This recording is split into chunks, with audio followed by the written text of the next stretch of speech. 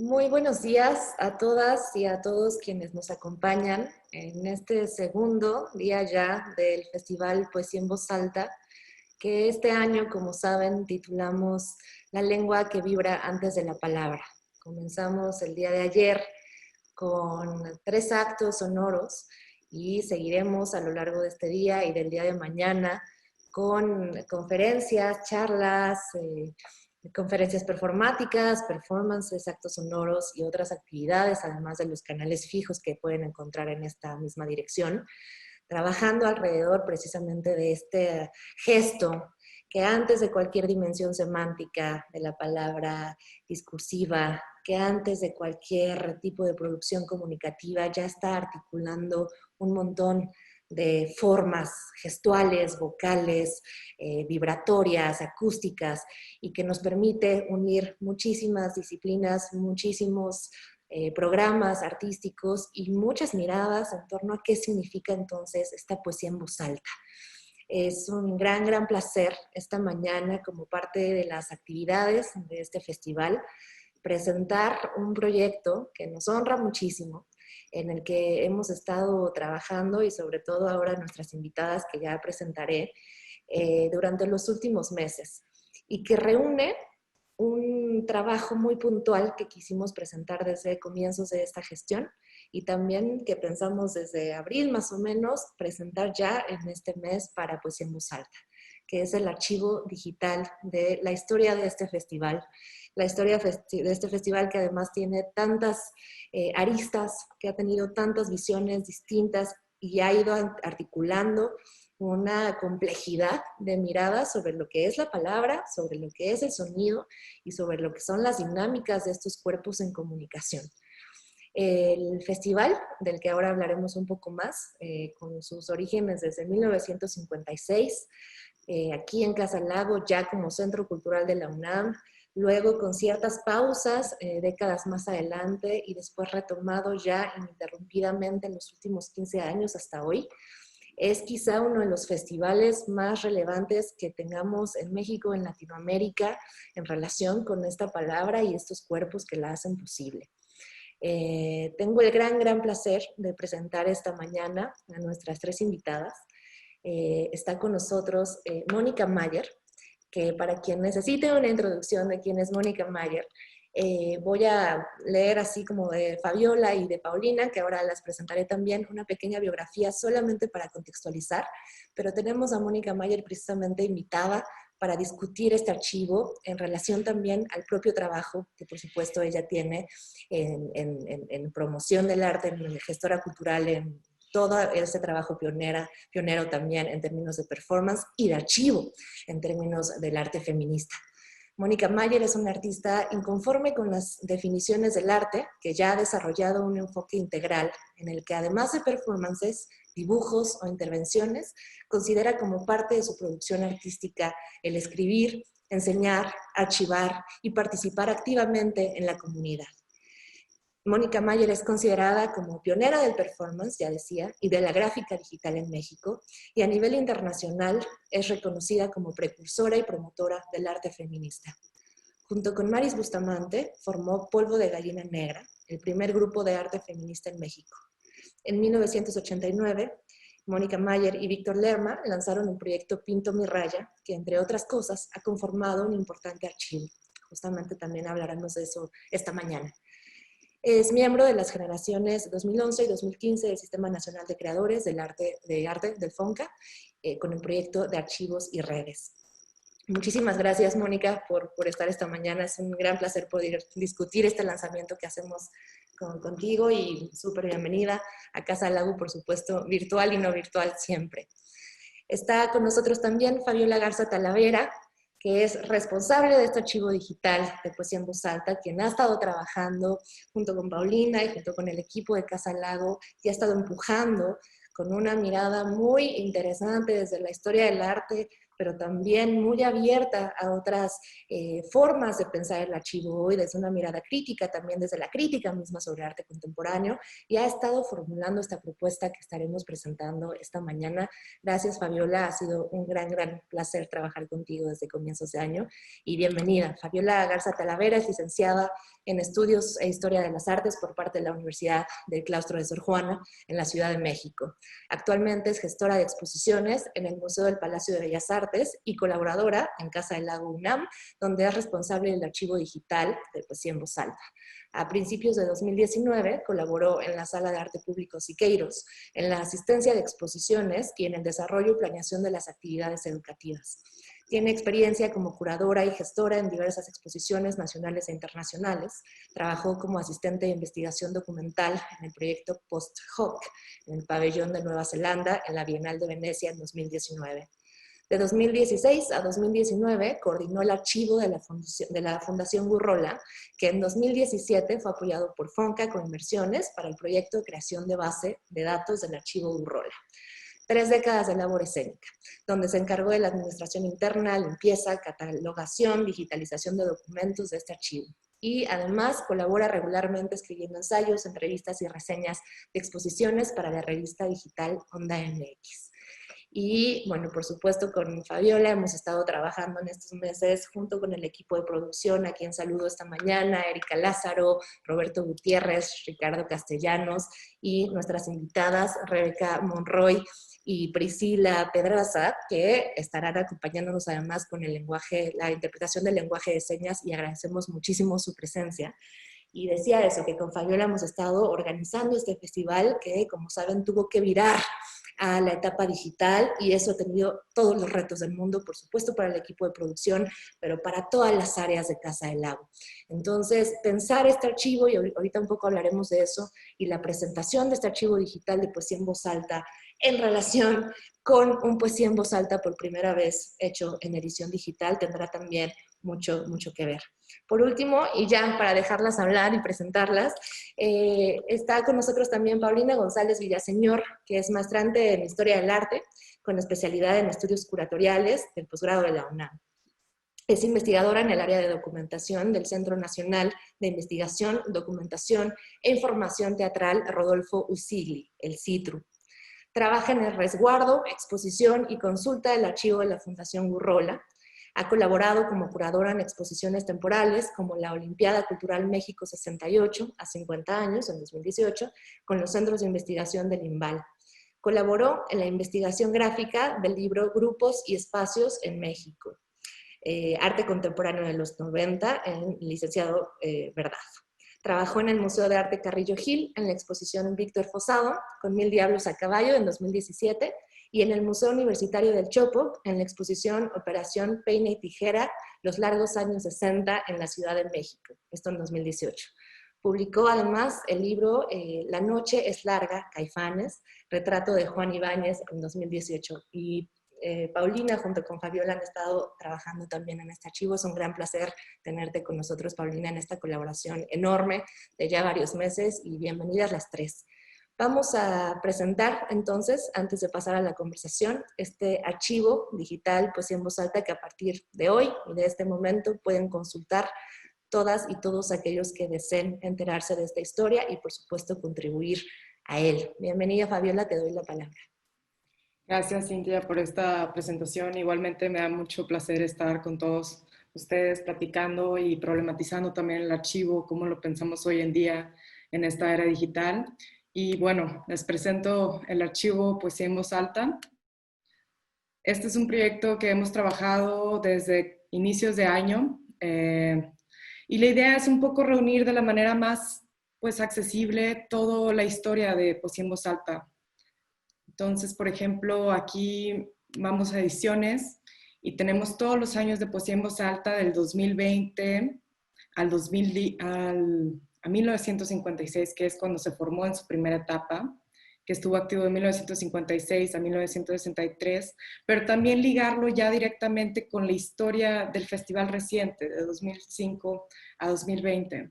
Entonces, nuestra idea es, por ejemplo, que tú quieras investigar sobre un año, 2010, y ya aquí directamente puedas saber un poco sobre qué trató esa edición, dónde fue, qué fechas específicamente, el cartel de esa edición, se puede ampliar, revisar la información, tener toda esta información digitalizada de acceso al público para llegar a otros lugares que luego también los archivos muy institucionales se quedan guardados en un cuarto y realmente se hace poca investigación.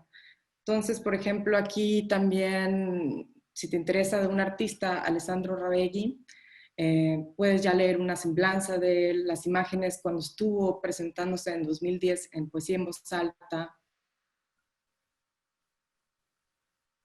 Más abajo también tenemos los videos de su presentación. Por ejemplo, aquí le damos clic.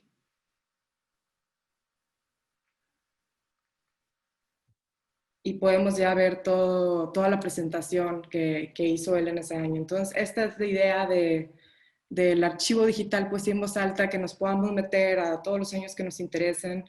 Y sí, realmente poder investigar más a fondo sobre la historia de este festival, que muchas veces es desconocida.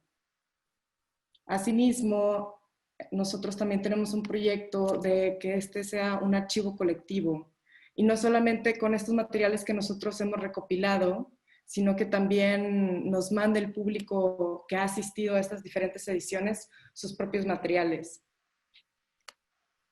Para esto hicimos una selección, una sección que se llama Colabora. Disculpen.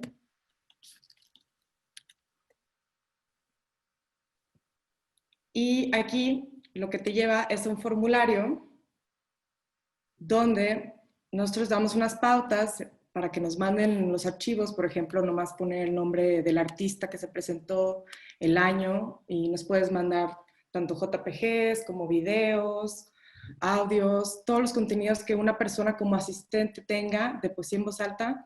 Eso nos los mandan a nosotros y nosotros los podemos subir eventualmente a la página. Entonces, es también la idea de formar un archivo colectivamente, lo que aquí queremos hacer. Asimismo, pues no solamente eso, sino que también tenemos una sección de textos que va a ser ampliada, donde queremos que se haga mucha más investigación en torno a Poesía en Voz Alta, que no se quede solamente como en una recopilación que está ahí, sino como hacer textos críticos en torno al tema. Y bien, pues les muestro un poco más de la navegación de esta página. Por ejemplo, aquí nos vamos a 2006. Tenemos el cartel de ese año. Y sí, ya podemos ver de cada artista, su semblanza, los contenidos que tenemos, videos, audios, toda la presentación, presentaciones completas. Y pues sí, esperemos que esta página sea realmente también como una herramienta para el público sobre investigar de poesía en voz alta. Un poco retomando esto último que mencionas, Fabiola, y para poder abrir la conversación con nuestras invitadas. Felicidades, por supuesto, antes que nada es un gran gusto. Y contar un poco también me parece importante contextualizar por qué era también relevante, no nada más, y ahorita quizá si nos da tiempo hablemos del ámbito de lo digital, pero por qué era relevante conformar este archivo antes que nada como una primera reunión de lo que ya en Casa Lago podía ver y sobre todo un primer intento que creo que es un proceso largo y seguirá, ¿no? Es, como bien has dicho, es un proceso abierto y así estamos conceptualizando nosotras la noción de archivo aquí. Es un proceso abierto y es un proceso colaborativo y en ese sentido comunicante, con las implicaciones que eso pueda tener en diversos sentidos, a veces positivas, a veces negativas, pero lo estamos asumiendo así, como un archivo que no está intentando plantearse de ninguna manera ahora terminado, para nada, sino una cosa abierta. Y eso implicaba también revisar las propias materialidades con las que se contaban de este archivo en Casa del Lago. En algunas cosas nos apoyó, por ejemplo, el área de sistemas. Un saludo a Eduardo Marañón, que nos apoyó muchísimo con esto.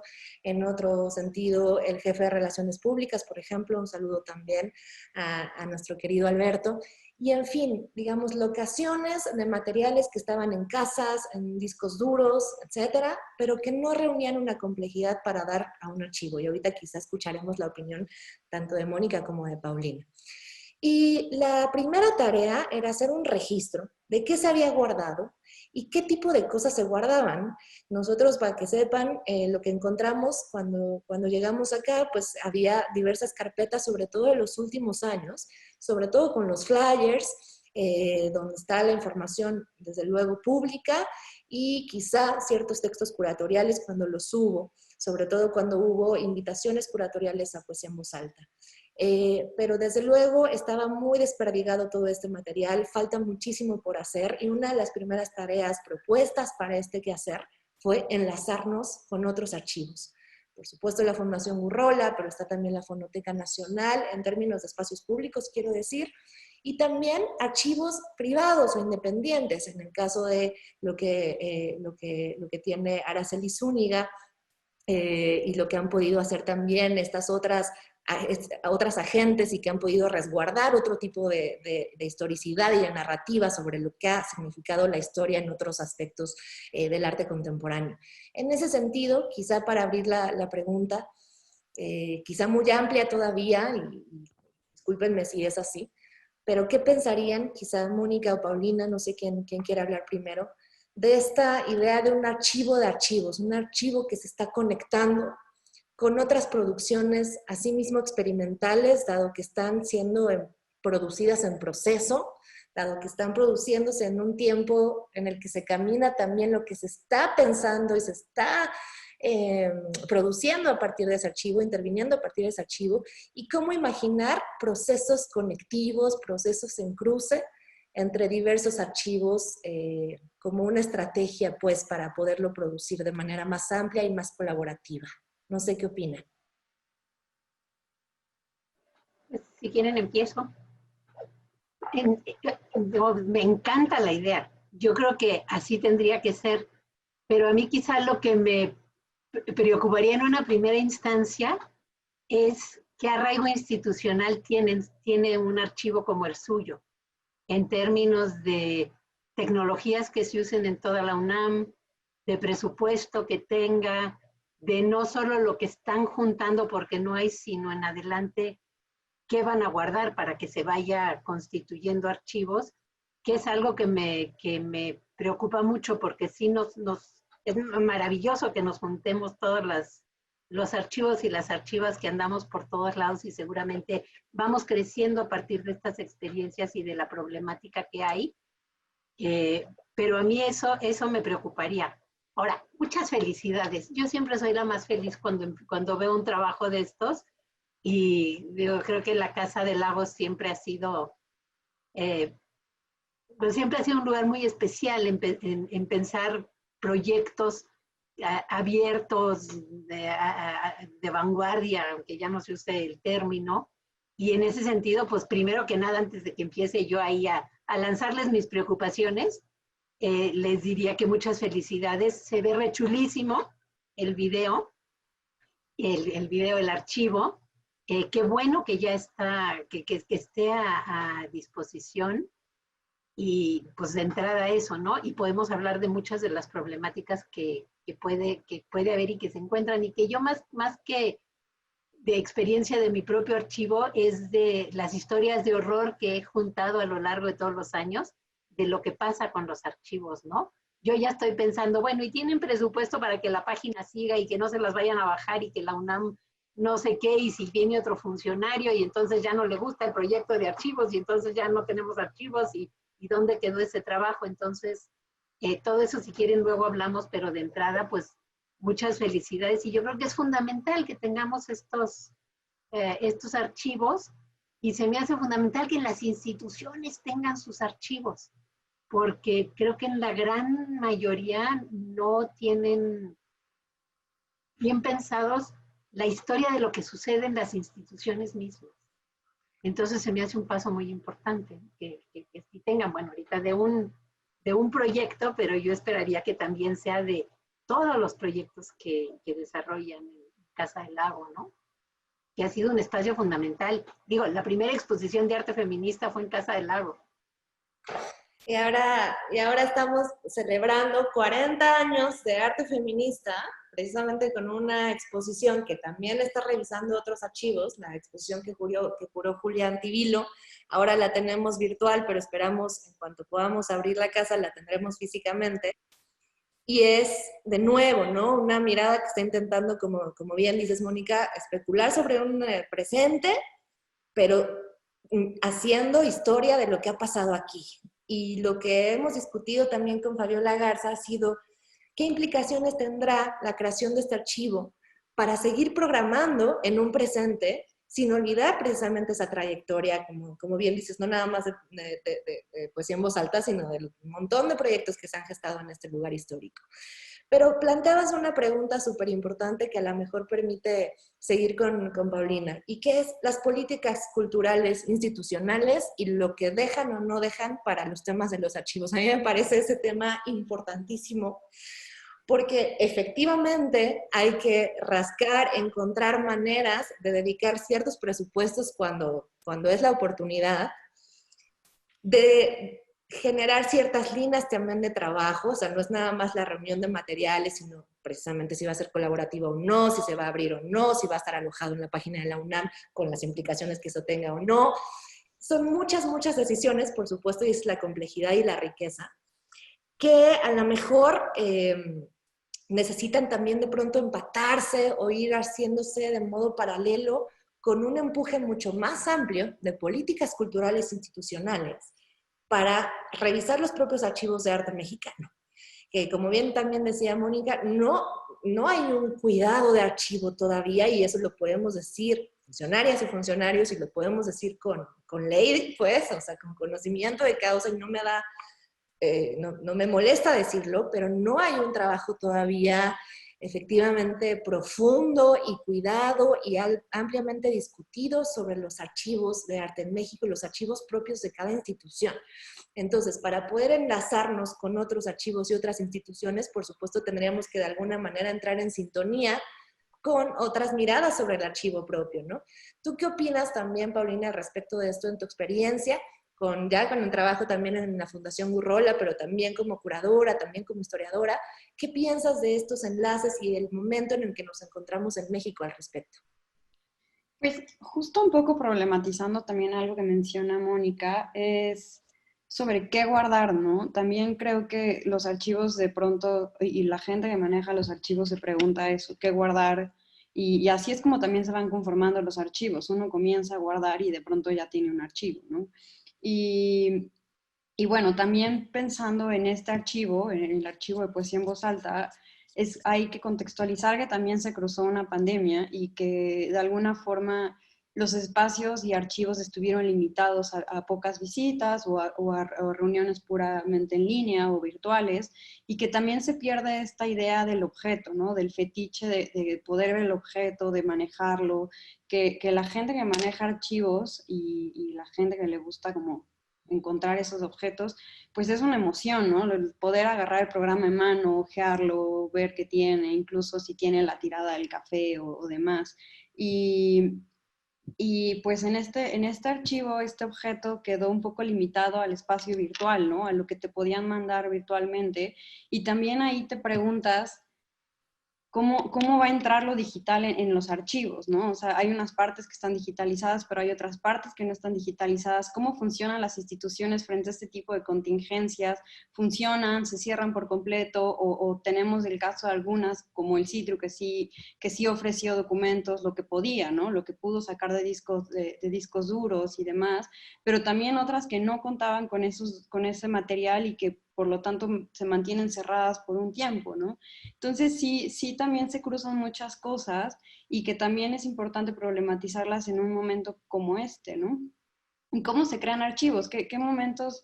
Porque las investigaciones siguen, los proyectos siguen y sin embargo las bibliotecas están cerradas, los archivos están cerrados. Entonces sí es importante como ponernos a pensar qué pasa, ¿no? ¿Qué pasa con estos archivos?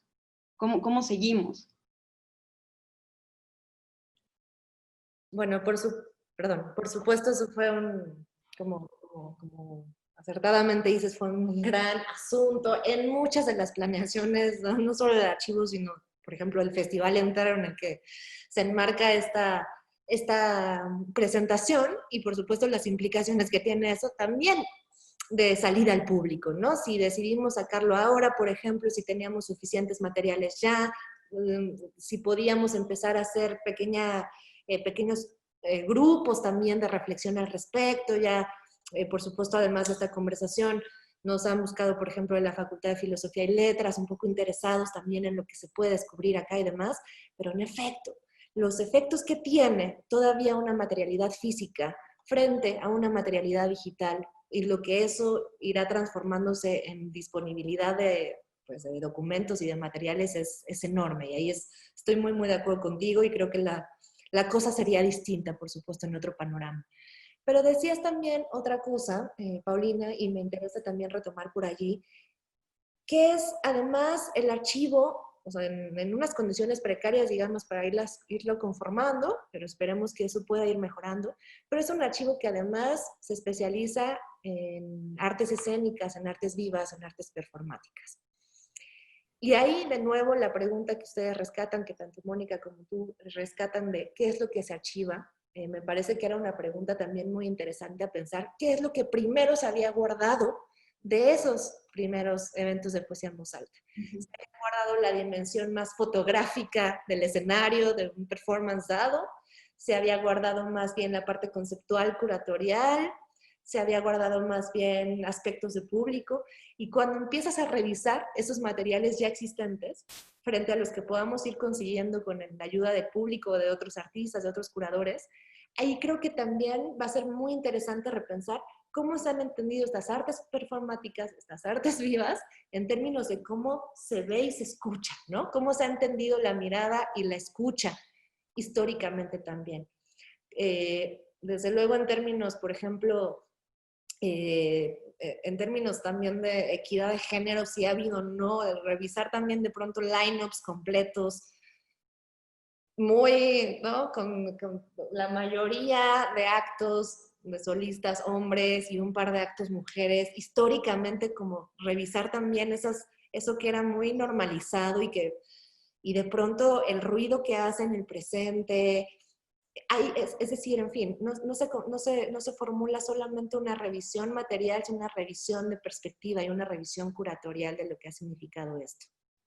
No sé ahí, Fabiola, si tú quieres seguir o Mónica.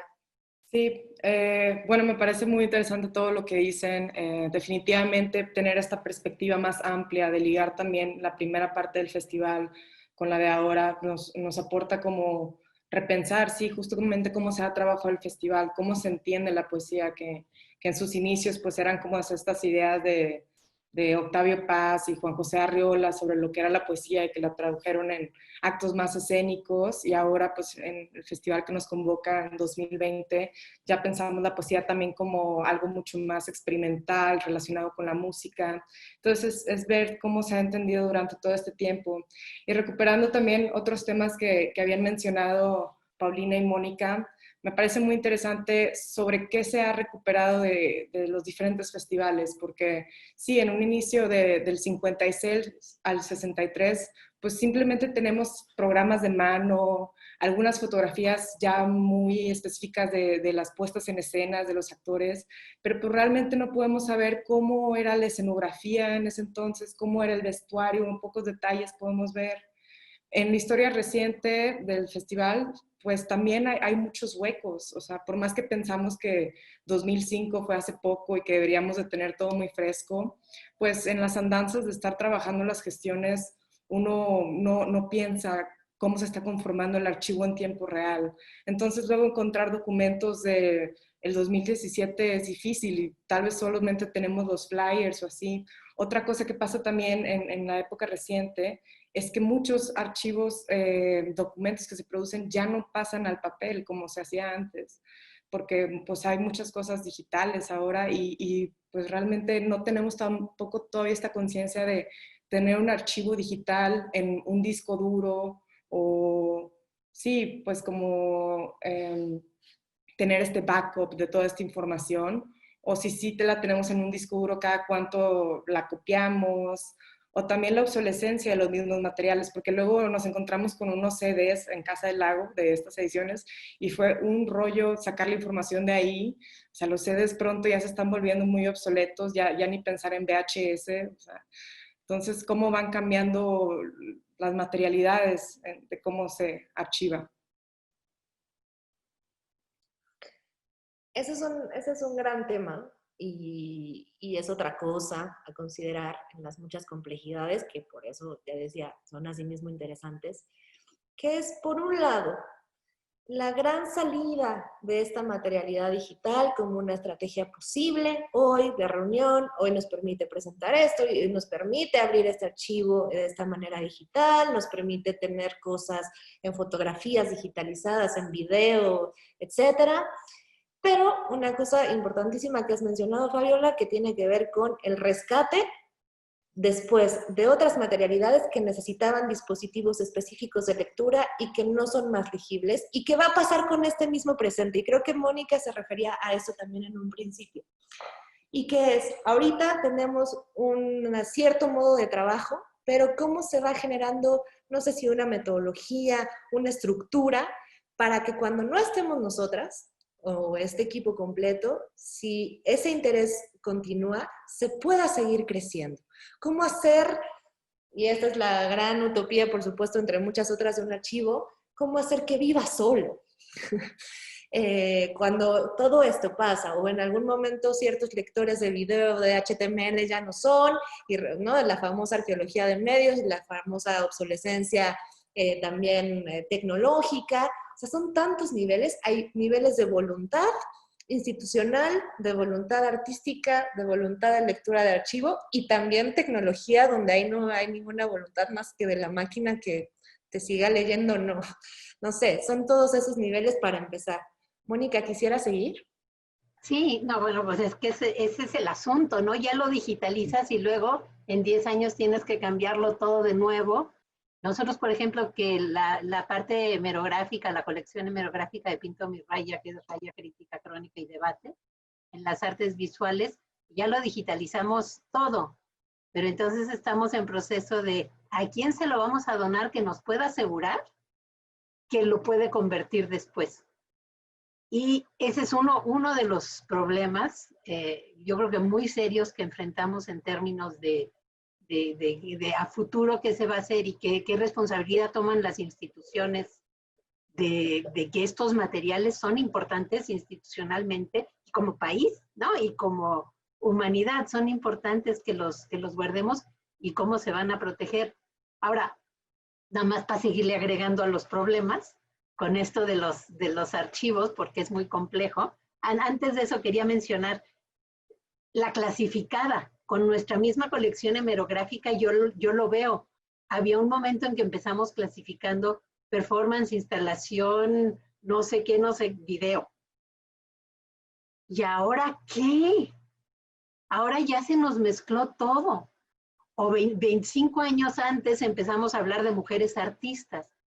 ¿Y ahora qué? Ya no hablamos nada más de mujeres artistas, estamos hablando de otras cosas, ¿no? Entonces, ¿qué haces con la clasificada y la reclasificada y por dónde queda? Y les digo, agregaría yo un otro nivel de dificultad a esto de mantener las historias vivas y tratar de ampliar las narrativas, que a fin de cuentas es lo que queremos, ¿no? Que haya más posibilidad de más narrativas. Nosotros, bueno, el mismo archivo empezamos a digitalizarlo temáticamente y a donarlo a escuelas, a universidades, a bibliotecas, etcétera, ¿no? Ya creíamos que ahí ya estaba, ya con eso, que es lo mismo, ya lo pusiste a disposición del público a través de Internet. Y luego, ¿cómo le haces para que el público lo vea, no? Porque llegaban los chavos y nos decían, ay, necesitamos información de eso. Pues está en el Centro de las Artes, en la biblioteca y en la Esmeralda, ahí la tienen. No estaban ni enterados, ¿no? Entonces hay un trabajo extra después de ir y cómo estarlo difundiendo y cómo estar hablando de este trabajo para que se conozca, ¿no? Es una guerra de narrativas. Es una guerra de cómo le vas a hacer para insistir que esté Digo, siquiera que quienes investigan sepan que está este material disponible. Ayuda, creo, cuando se ve muy claro lo que ustedes presentaron. Y eso ayuda mucho, que se ve como que lo puedes consultar, y se me hace maravillosa la parte de que el público pueda contribuir. Me va a intrigar ver cómo lo logran. Porque, por ejemplo, lo he visto con los archivos de arte feminista en Estados Unidos, pero esa es una comunidad que se ha mantenido muy unida a lo largo de 30 años.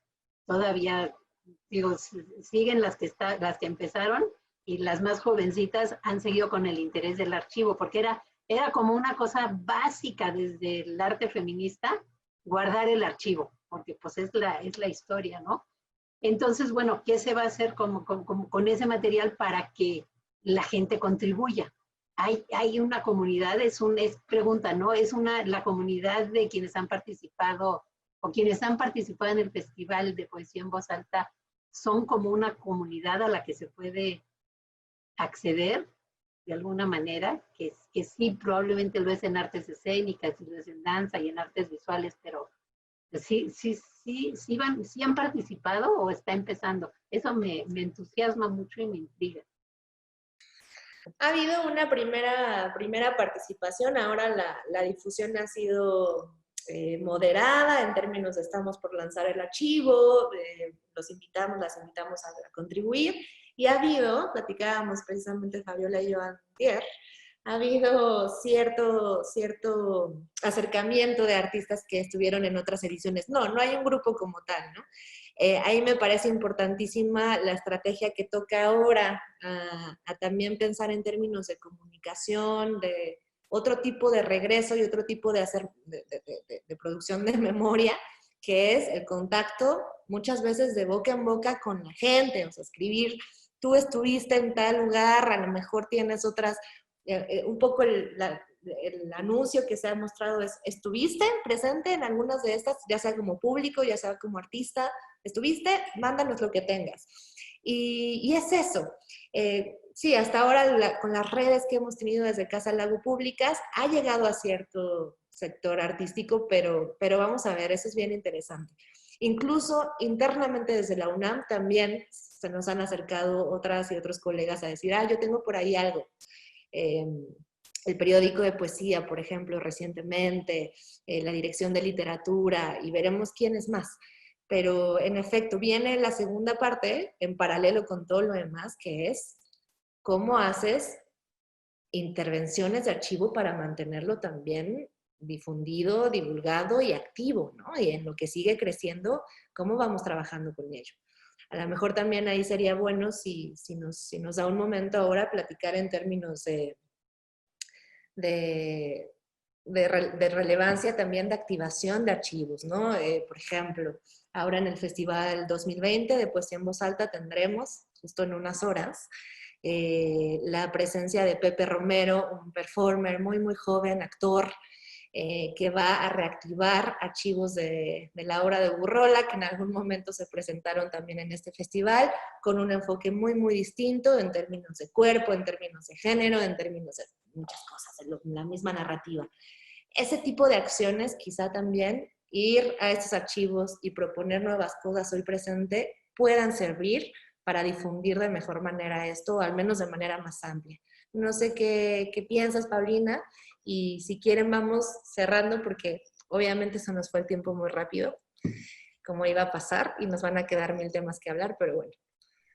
Pues justo apuntar un poco lo que menciona Mónica, también pensar que del 2005 para acá, bueno, son bastantes años, pero al mismo tiempo muchos artistas que han participado son muy jóvenes, entonces también para ellos, digamos que es una plataforma donde pueden subir sus materiales, sus fotografías, sus videos que tal vez no tienen otra salida, tal vez redes o demás, y que de alguna forma pueden plasmarlos en este archivo.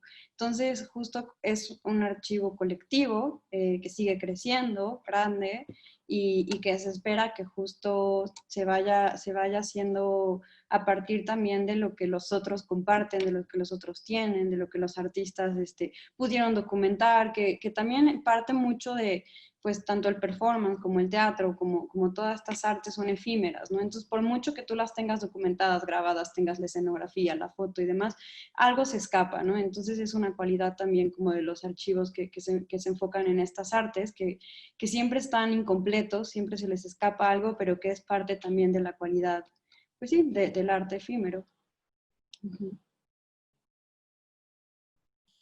Bueno, tendremos que cerrar ahora para dar paso a los actos que siguen en Poesía en Voz Alta 2020. Nada más dejo que muy brevemente Fabiola nos dé los datos de este archivo, en dónde se puede acceder, qué página, y eso, para quienes nos observan ahora, quienes nos escuchan, puedan entrar ya mismo al archivo. Claro que sí, pues los invitamos a visitar el archivo digital de PBA en la página de Casa del Lago UNAM, /PBA, archivo PBA, perdón. Entonces, sí, ahí ya pueden accesarlo y está disponible toda esta información, y los invitamos a igualmente, si ustedes han asistido a alguna edición del festival o conocen a alguien, algún artista que estuvo ahí, pues invitarlos a que nos manden los archivos, a que se contacten con nosotros y hacer este trabajo más amplio. Entonces, casadelago.unam.mx/archivo PBA, ya mismo activo a partir de esta mañana. Y un enorme agradecimiento también al equipo detrás de ese diseño y detrás de esa gestión, también en términos web.